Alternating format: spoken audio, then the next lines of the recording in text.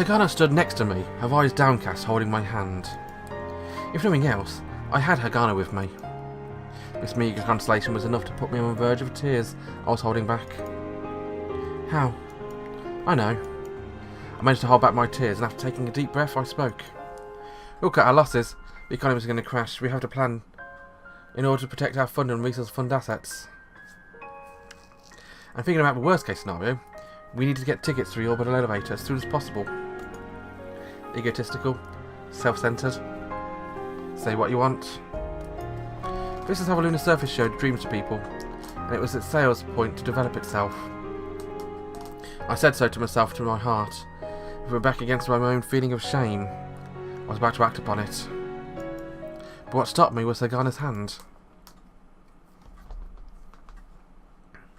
No, how? Huh? Hagana called out my name, stopping me in my tracks. I couldn't think clearly, as though my brain had short-circuited. I didn't understand at all why Hagana was doing that. What, if we were to move, then we can't wait a second. We must call Risa and Marco. How? Listen to me. To what? I was yelling. Listen to what? What point is there now? The lunar surface is over. It's going out of business.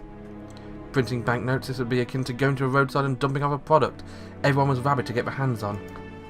Talk about a killjoy. Lunar surface couldn't live on without dreams. I was aware my face was twisted into a smile, and I was crying. I won't blame you. This is not your fault. What is to blame here is the depth of human greed. So deep, no one could predict it. Some people see something floating in the sky, they want to get their hands on it, even if they want to bring it down because they're greed. Hagana did not let go of my hand. How? She called out my name once more. Hal, are you going to give up?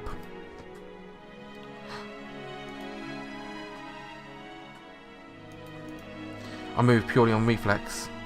Reason did not take the slightest part in this. I moved like a robot whose switch was flipped on. When I came to my senses, I was holding Hagana by the collar. But Hagana didn't avert her gaze from me.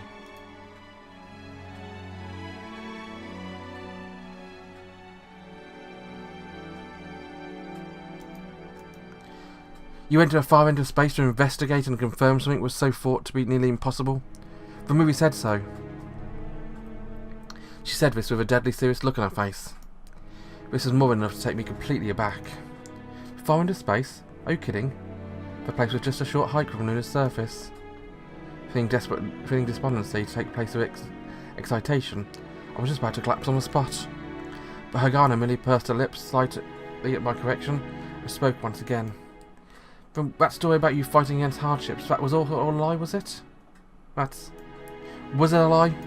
No, it's not a lie. He uttered those words and without thinking kept on speaking. That's what I want to believe. So which is it? It's not a lie. Then what do I do in this situation? What good is there in persisting anymore? Would it be unethical to act right now on the basis of insider information? Is that it? No, that's not what I mean. But then, what do you mean? The words of defeat I was about to utter were blown away with a single sentence from Hagana. There is still something we can do. Huh? I thought I heard her wrong. There's still something we can do. Are you kidding me? I'm not lying, Hal. She glared at me. Won't you believe me? And saying this, she grabbed my right hand. There were no words in existence that could bring more emotion out of me than that action. There is another option. We should pick that one. But if it is the only option, there's still another thing we can do. I believe it's something that only you can do, Hal.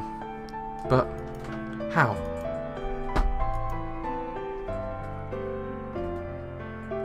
She pulled my hand, resting her forehead on my shoulder, and I was taken aback and caught Hagana's body. I, too, this whole time, I regretted what happened 8 years ago. Huh? I kept on telling myself that if only I had more skills to improve our program, then... No, that's... But if only I had told you more about what I thought I felt. Hagana interrupted me as if I was about to speak. Said this before removing her face from my shoulder and looking at me. If I'd only trusted more in my own feelings. Sometimes you see such people. They couldn't see any value in themselves. They ended up having themselves out of the blue. The words that moneylender rose from the back of my mind. I remembered Hagana 8 years ago, running away from a church, saying she'd sell herself to pay off a debt. I remembered her back then, wearing an expression that seemed to say nothing good had ever happened to her in her entire life. That was probably the case. Hagana was regretting not trusting her feelings more, and I wasn't the only one clenching his teeth, who was striving just to move forward, not at all. How? I love you. And just as much I love a place where I got to meet you. She aimed his words straight at me, without any embarrassment or hesitation. In a way, that was so like her. But 8 years had passed since then. I found out that Hagana had, without any exaggeration, grown up. That's why I think this deal will work out. Deal? Yes. How? Why do you think unhappiness does not disappear from Earth? Huh? What's that question out of the blue? I'm talking about what you taught me about this value and price. I think we can solve a problem if you apply this. That's... I told you. Taxes. And Hagana started speaking. It was a way of thinking that was not appropriate at all for her. But at the same time, it was so rational it was just like her. In the middle of explanation, I ended up laughing. Laughing at someone would come up with that way of thinking. What Hagana brought up was a deal. It was, without a shred of a doubt, a deal. I think we do have to think about how he sets up a set of prices, but with that we should be able to bring him to a negotiation table. Yes. I think it's a problem how much people are able to believe in this world. Indeed. If you who are suspicious yet so gullible didn't mention it, I might not have noticed this. Sorry. This is clearly different. Really? Yes, it's clearly different. If I had not met you, and if we had not parted ways once, I certainly would not have thought about this. Her jet black eyes averted.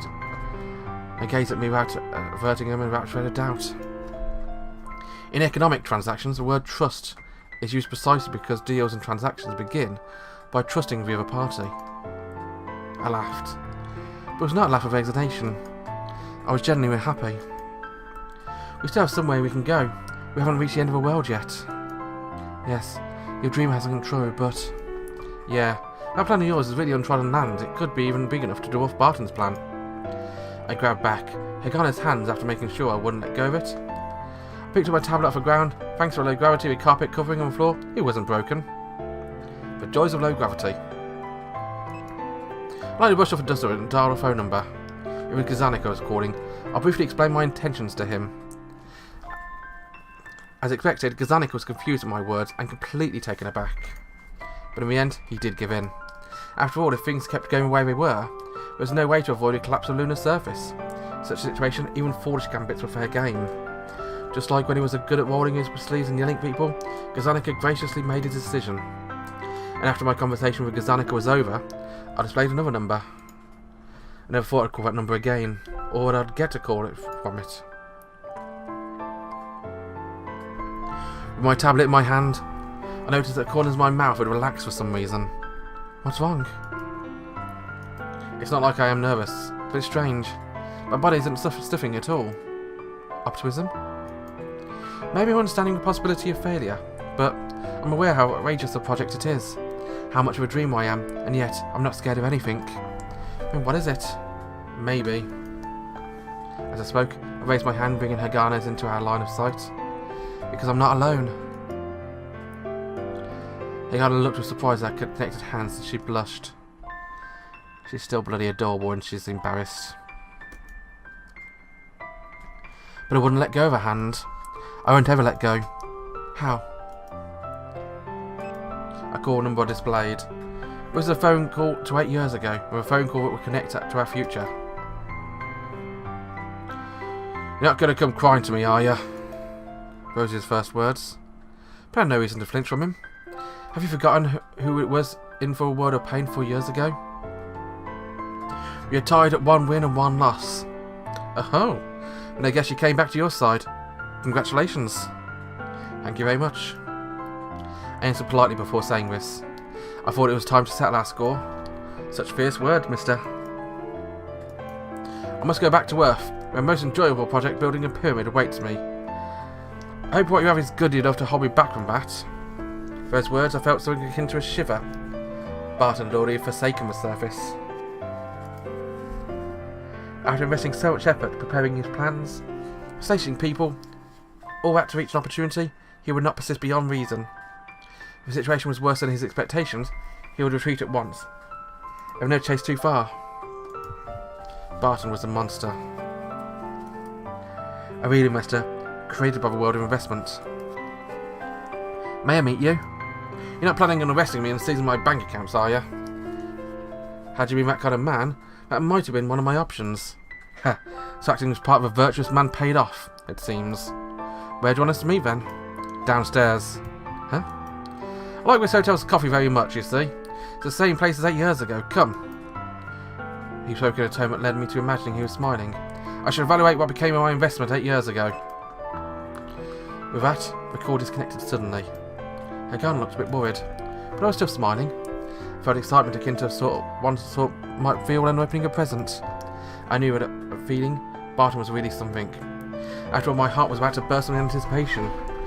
Just as if I was waiting for the market to open the next day after setting up my stocks. I would learn how much I had grown. I was filled with this joy. Hagana? What? Let's go. Her answer was a happy smile.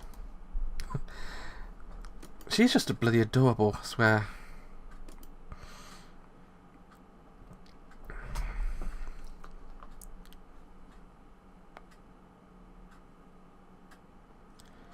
The person who showed us to our seats was the same person as 4 years ago when I came with Eleanor. Did she remember me? I didn't know, but there were several points where I felt like I might lose my perception of time. As I was with my memories of 4 years ago, 8 years ago, and my present blending into a mess.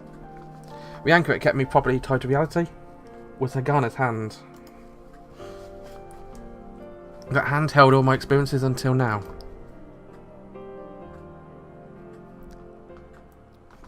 This way. Then we stood before the root cause of everything.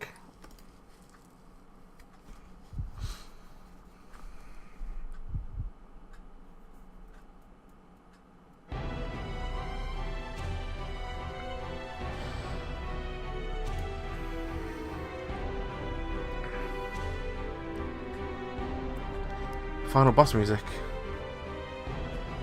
Feels like an eternity, doesn't it? Indeed. In actuality, it'll be 8 years, no? But as I'm now, I feel like I'd turn into a bad guy, you know? He was sitting leisurely on the sofa, with an intimidating smile in his face.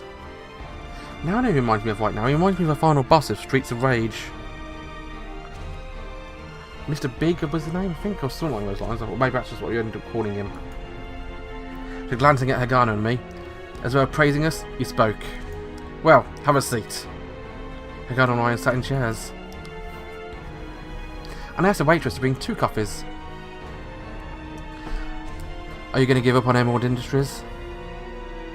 It was my way of breaking the ice. Straight to a point, eh? I thought you were a monster. Huh? You don't stick to a plan that was carried over the course of several years.